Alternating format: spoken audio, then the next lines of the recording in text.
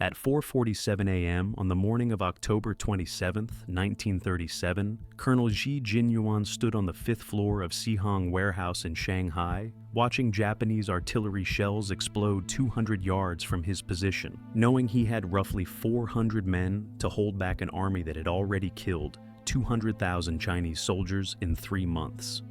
32 years old, graduate of Whampoa Military Academy, class of 1925, veteran of the Northern Expedition, zero experience defending a single building against an entire Imperial Army.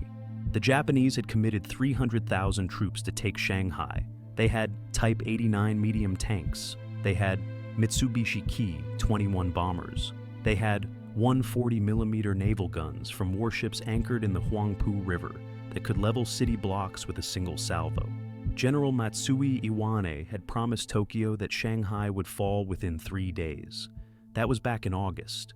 It was now late October, and the Chinese were still fighting, but Shanghai was falling anyway. The Chinese 88th Division had been reduced from 10,000 men to fewer than 3,000. Entire regiments had been annihilated. The orders from Generalissimo Chiang Kai-shek were clear: withdraw westward, preserve what remained of the army, live to fight another day. Except for Xie Jinyuan and the 524th Regiment. Their orders were different. Hold Sihang Warehouse. Hold it for as long as possible. Make the Japanese pay for every inch. Show the world that China would not surrender. The warehouse was a 6-story concrete structure on the north bank of Suzhou Creek, built in 1931 by 4 Chinese banks as a joint storage facility. The walls were 2 feet thick, reinforced concrete. Originally designed to store money and valuables, now it would store 400 Chinese soldiers and enough ammunition to fight the Imperial Japanese Army. Across Suzhou Creek, 30 yards south, lay the international settlement: British, American, French, Italian, foreign journalists with cameras, foreign diplomats with telephones to their capitals. The warehouse's location was not an accident. The Japanese couldn't use their heaviest weapons without risking shells landing in the international settlement. One stray artillery round into British territory in Tokyo would have an international incident. One bomb dropped on American civilians, and the United States might actually do something. That changed everything. The Japanese were forced to take the warehouse the hard way. Infantry assaults, small arms, light mortars, hand-to-hand combat if necessary. If you want to see how 400 Chinese soldiers held off the Imperial Japanese Army while the world watched, please hit that like button. It helps us share more forgotten stories. Subscribe if you haven't already. Back to Xie Jinyuan. The colonel gathered his officers at 5 a.m. on October 27th.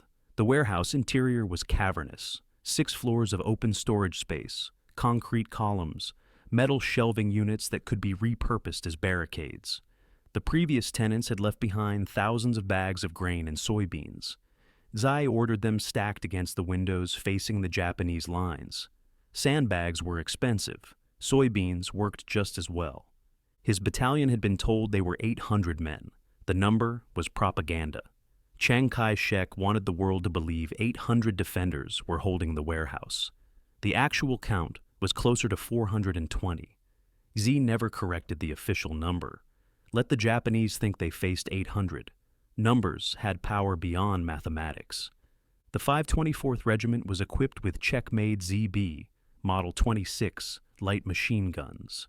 The 7.92 by 57 Mauser cartridge, 500 rounds per minute, 20-round box magazines. They had Chiang Kai-shek rifles, Chinese copies of the German Gewehr 88.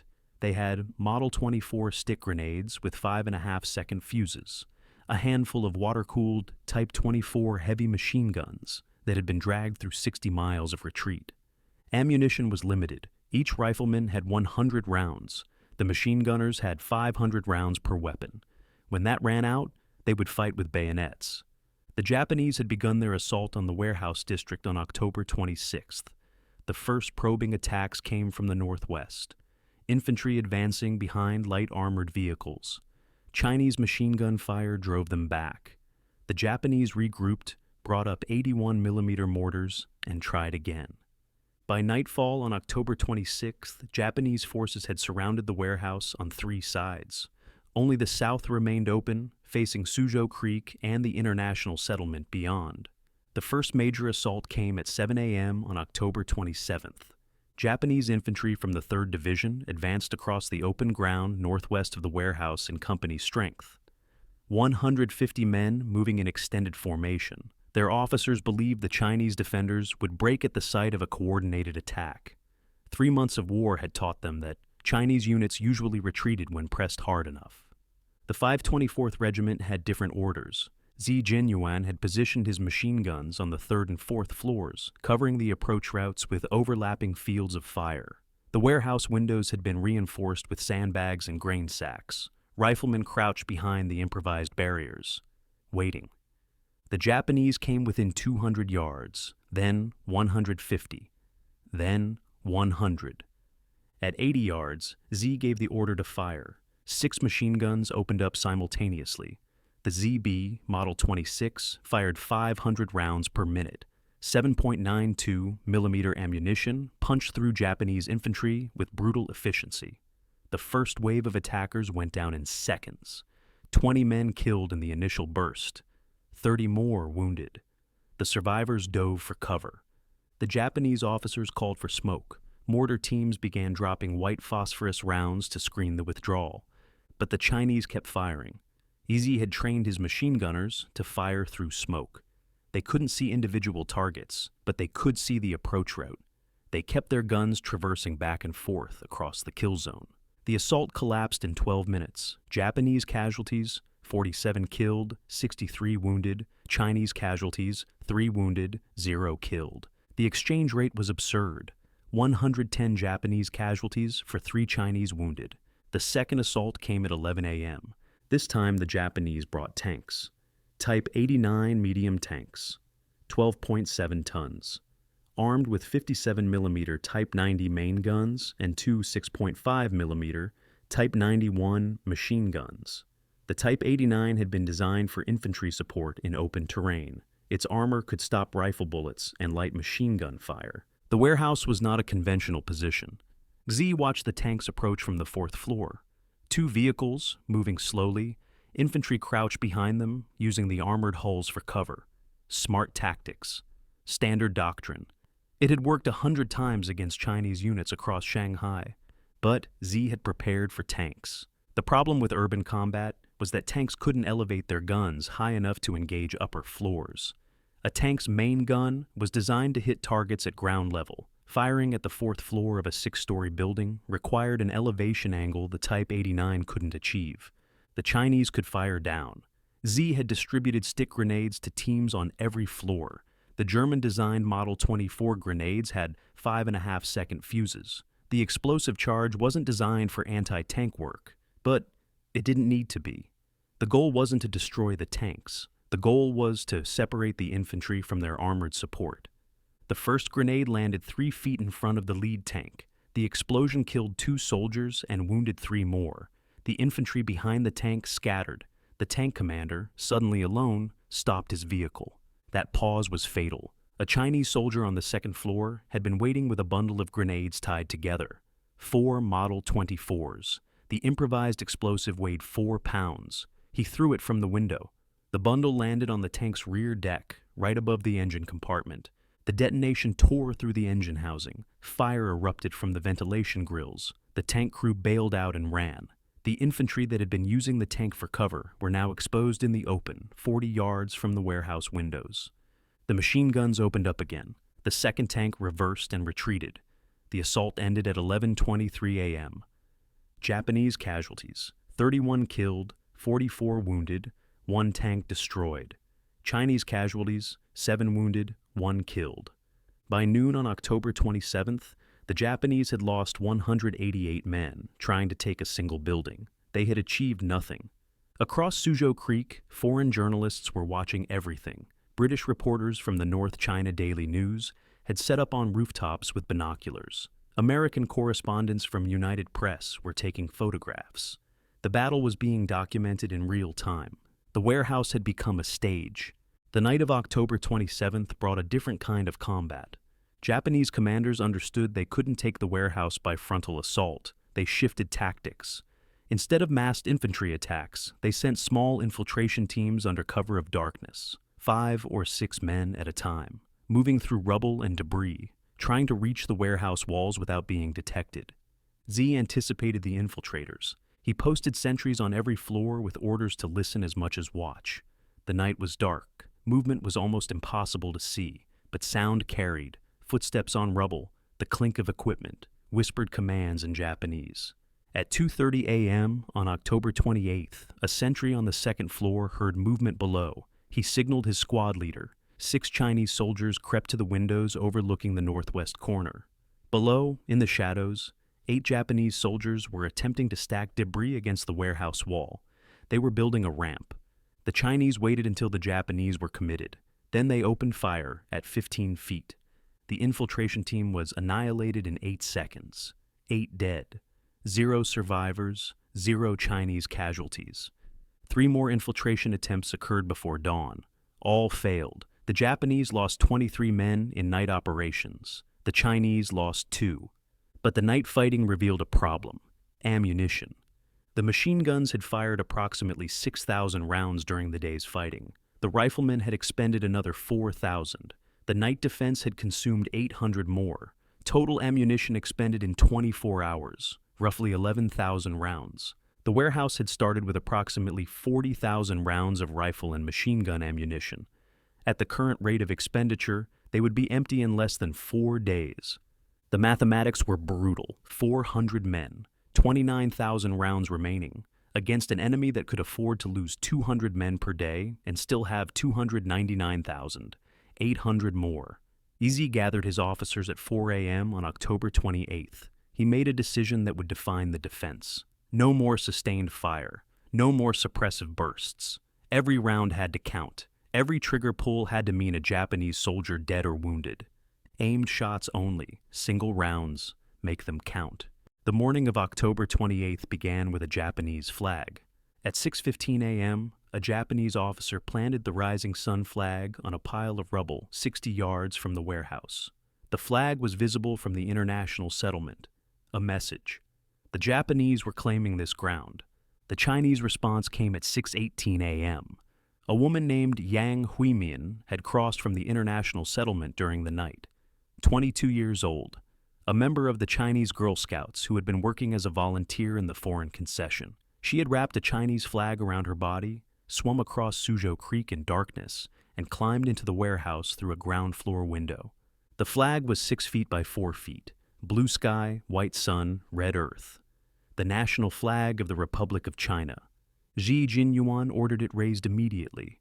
2 soldiers climbed to the roof of the warehouse, exposed to Japanese sniper fire, and secured the flag to an improvised pole. The banner unfurled in the morning wind.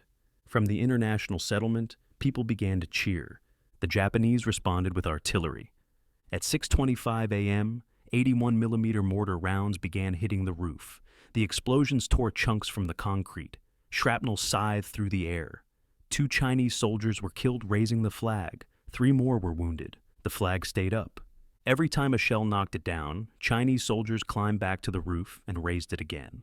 3 times the flag fell. 3 times it was restored. By 7 a.m., the mortars stopped. The Japanese had expended 40 shells and killed 6 men. The flag was still flying. At 8 a.m. on October 28th, Japanese engineers began preparing incendiary attacks. Oil drums were rolled into position 100 yards from the building. Teams with Type 93 flamethrowers advanced behind portable shields. The goal was to spray burning fuel through the lower windows, set the interior on fire, and force the defenders to abandon their positions or burn alive. Xie watched the preparations from the 4th floor. He understood the threat. The warehouse interior contained thousands of sacks of grain and soybeans. Excellent for stopping bullets, terrible for stopping fire. He ordered his machine guns to target the engineers. The Japanese had anticipated this. They positioned riflemen to provide covering fire. The exchange was intense. Chinese machine gunners tried to hit the men carrying oil drums. Japanese riflemen tried to suppress the machine gun positions. At 8:23 a.m., a Chinese machine gunner named Qian Shusheng made the shot that saved the warehouse. He was positioned on the 3rd floor, firing through a narrow window barely 12 inches wide. The Japanese engineers were 80 yards out, carrying a drum of fuel oil between two men. Chen fired a 3-round burst. 1 round missed, 2 hit the oil drum. The drum didn't explode. Oil isn't gasoline. But the rounds punctured the container. Oil began pouring onto the ground. The 2 engineers dropped the drum and ran. A Chinese soldier on the second floor threw a grenade. The detonation ignited the spilled oil. Fire erupted across a 20-foot area. 2 Japanese soldiers were caught in the flames. The incendiary attack collapsed. The flamethrower teams tried to advance anyway. But flamethrowers required operators to carry fuel tanks on their backs. Fuel tanks that could be hit by rifle fire.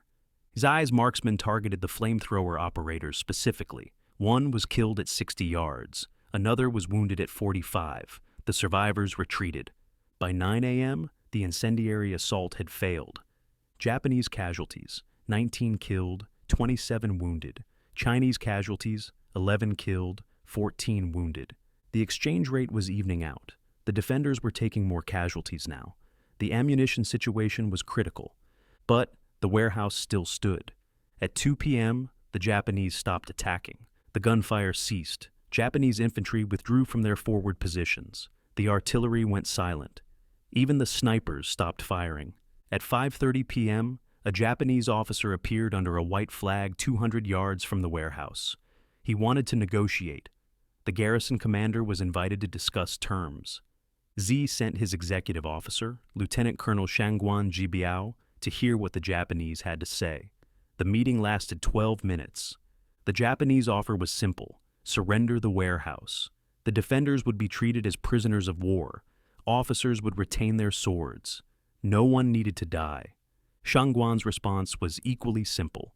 The 524th Regiment would hold the warehouse until ordered to withdraw by their commanding general. No negotiation, no surrender. Combat resumed at 6:30 p.m. The Japanese launched their heaviest assault yet. 300 infantry supported by 4 Type 89 tanks. 81mm mortar fire walked across the warehouse facade. Machine gun bullets cracked through every window on the north side. The Chinese fired back, aimed shots only, every round precious. But this time, the Japanese kept coming. The first wave was repulsed. The second wave followed immediately. Then, a third. Japanese officers drove their men forward with drawn swords. The Imperial Japanese Army had conquered Manchuria, Korea, half of China. They would not be stopped by 400 men in a warehouse. The fourth wave reached the warehouse walls. Hand-to-hand fighting erupted on the ground floor. Japanese soldiers forced their way through windows and doors. Chinese defenders met them with bayonets and rifle butts. A Chinese sergeant named Lu Jinshan killed 7 Japanese soldiers in 4 minutes of fighting near the northwest stairwell. He used his rifle, his bayonet, a Japanese sword he'd picked up from a dead officer, and finally a shovel when everything else broke. He was wounded 3 times. He kept fighting until a Chinese medic dragged him away. The ground floor changed hands twice in 20 minutes. At 7:12 p.m., Xie Jinyuan made a decision that would have been unthinkable for most commanders. He ordered the ground floor abandoned, fall back to the second floor, give the Japanese the first level. His officers hesitated. Giving up ground meant giving up defensible space. Xie explained his reasoning. The ground floor had too many entry points, too many windows and doors to defend. But the stairwells to the second floor were narrow. Choke points. 2 men with machine guns could hold a stairwell against 50. The withdrawal took 4 minutes. By 7:20 p.m., the defenders had consolidated on floors 2 through 6. The ground floor belonged to the Japanese. And then the killing really started. The Japanese had captured the ground floor. 180 soldiers packed into the warehouse's lowest level. They believed they had won. One more push up the stairs and the Chinese would break. They were wrong. Xie had positioned his heavy machine guns to cover the stairwells. Type 24 water-cooled guns. 7.92mm. 600 rounds per minute. The first Japanese soldiers to attempt the climb were cut down in the narrow passage. Bodies piled up on the stairs. The soldiers behind tried to climb over their dead comrades. They died too.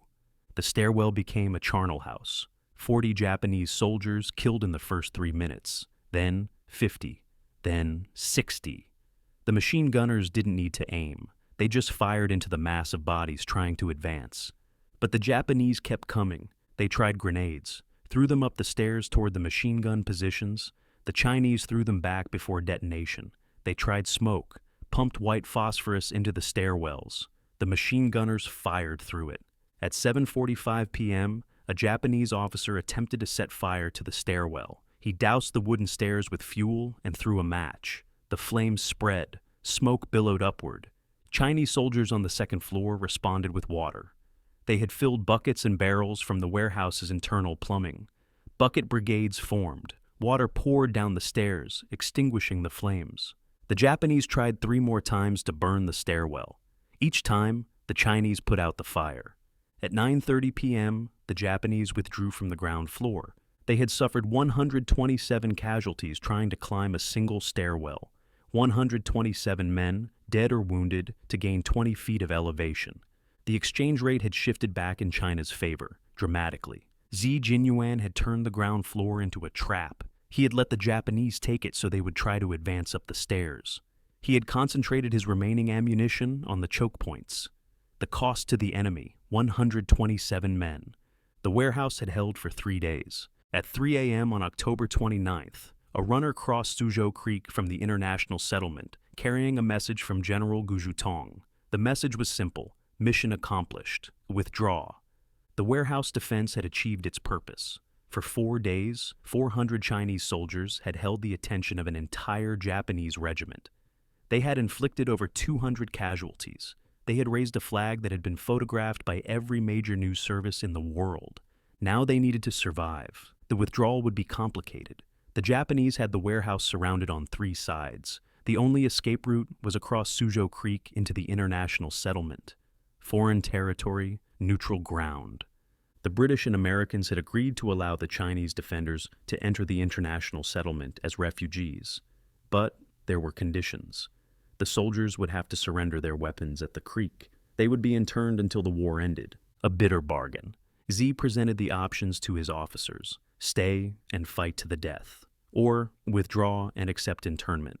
None of them wanted to leave. These were soldiers who had been fighting since August. They had watched friends die at Luodian, at Jiangwan, at a dozen positions the world would never remember. They wanted to keep fighting.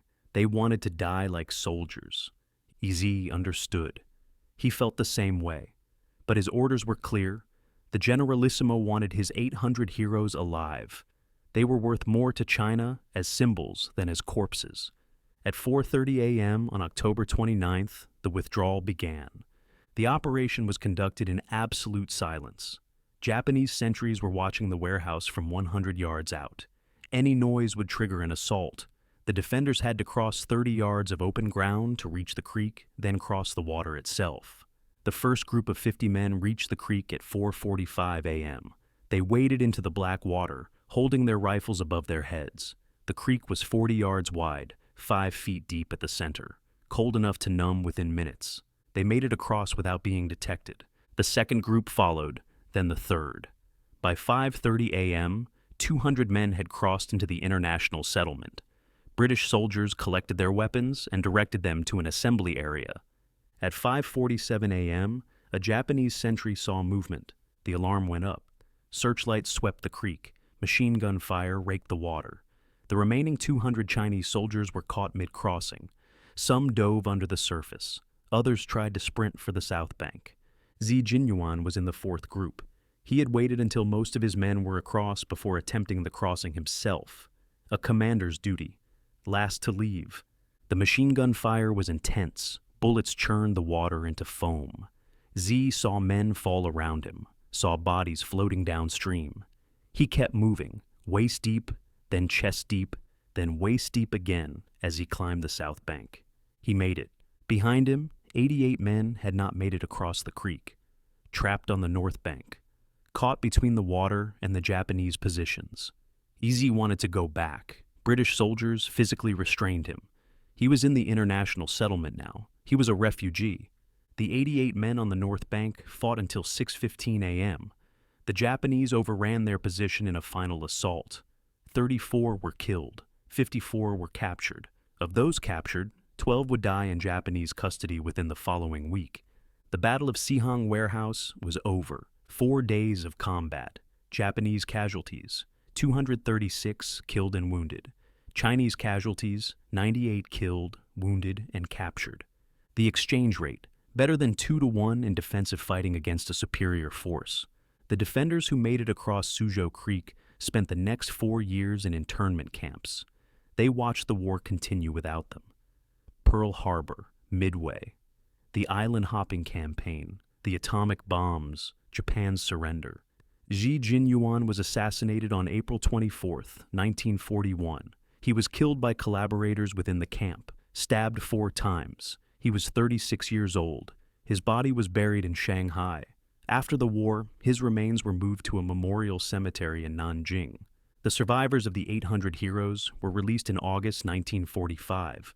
By then, some had spent 8 years in captivity. Many had health problems from poor nutrition. Most returned to civilian life. A few rejoined the military, only to be caught up in the Chinese Civil War. Yang Huimin, the Girl Scout who delivered the flag, survived the war. She died in Taiwan in 1992, at age 77. The flag she carried across Suzhou Creek is now displayed at the National Revolutionary Martyrs Shrine in Taipei. The warehouse itself survived. It stood on the north bank of Suzhou Creek, bullet-scarred and shell-damaged, but intact. In 2015, the Chinese government restored the building and converted it into a museum. Visitors can walk through the same corridors where Xie Jinyuan positioned his machine guns. They can stand on the roof where the flag was raised. The bullet holes are still visible in the concrete. These marks serve as a reminder, but stories are only kept alive if we share them. If you believe history matters, please hit the like button. It helps these stories reach more people. Consider subscribing to join us as we uncover more events like this one. We are dedicated to bringing the past back into the light. This leaves us with a difficult debate. Do you think the order to withdraw was the right choice? Or should the soldiers have been allowed to fight to the end? Let me know your thoughts below. Thank you for watching and for helping us ensure that Xie Jinyuan and his 800 heroes don't disappear into silence.